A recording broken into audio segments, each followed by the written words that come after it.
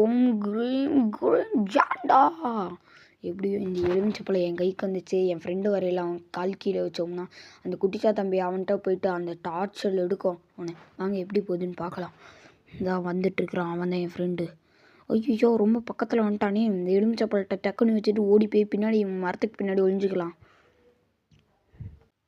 என்னடா இது டிஃப்ரெண்ட்டாக இருக்குது மிதிப்பா.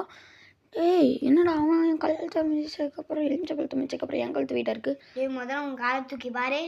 என்னது என் காலுக்கு கீழே என்னது? அட நான் எப்படா இந்த எலுமிச்சப்பழத்தை மிதிச்சேன்?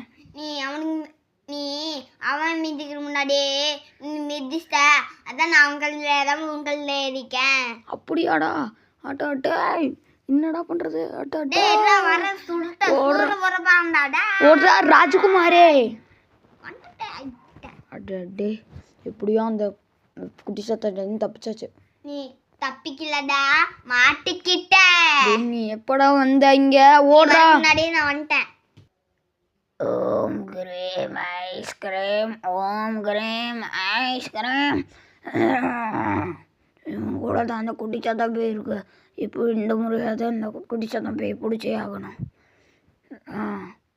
சாமி நிறுத்து. நீ அந்த குட்டிச்சாத்தான் பேய் தானே பிடிக்க வந்த? ஆமாம் சாமி. வா போகலாம். அது வந்துட்டு நான் பிடிச்சி தரேன்.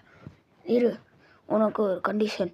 அந்த பேயோட ஆக்ரோஷத்தை பொறுத்து நான் ஃபீஸ் சார்ஜ் பண்ணுவேன். அது ரொம்ப ஆக்ரோஷமாக இருந்தால் நீ 20,000 தரணும். கம்மியான ஆக்ரோஷமாக இருந்தால் 10,000 தரணும்.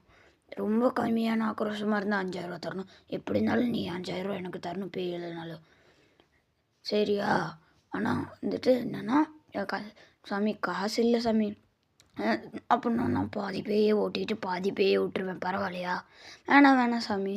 சரி வா போகலாம்.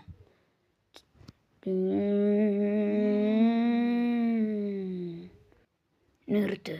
அந்த பேய் வந்துட்டு உன்னை பார்த்ததுன்னா ரொம்ப ஆக்ரோஷமாயிரும். இரு நான் மட்டும் போய் அந்த பேயை ஓட்டிகிட்டு வரேன். என் கண்ணத்தை கொண்டு உள்ளே எட்டி பார்த்தேன்னா அந்த பேய் இன்னும் பிடிச்சிடும். இது கண்ணத்தை கொண்டு எட்டி பார்த்துறாத. தூம் தூம் தூம் தூம் தூம் தூம். எப்படியோ அந்த பேயை நான் பிடிச்சிட்டேன். இந்த சொம்புக்குள்ளே தான் அந்த பேய் இருக்குது. நான் எப்படியாவது அந்த பேயை என்ன பண்ணுறேன்னா அந்த பேயை போயிட்டு மெரினா பீச்சில் புதைச்சி வச்சுட்டு வந்துடு. சரியா? இல்லைனா தண்ணியில் தூக்கி போட்டு வந்துடு. சரி அந்த புடி. மெரினா பீச் இங்கேருந்து ரொம்ப தூரமாக இருக்குது. அதனால் இந்த மீன் தொட்டியிலே போட்டுருவோம். தண்ணி தானே, தண்ணியில் தானே போட போகிறோம். சரி இதிலே போடுவோம். என் கையை ஐயோ அந்த பேய் தப்பிச்சு வச்சு. இப்போ நம்ம என்ன பண்ணுறது? உடனடியாக சாமியாரை கூப்பிட்டே ஆகணுமே. இது இக்கட்டான சூழ்நிலை. சாமியார் உடனே கூப்பிடுங்க. அடடே ஓராடாய்.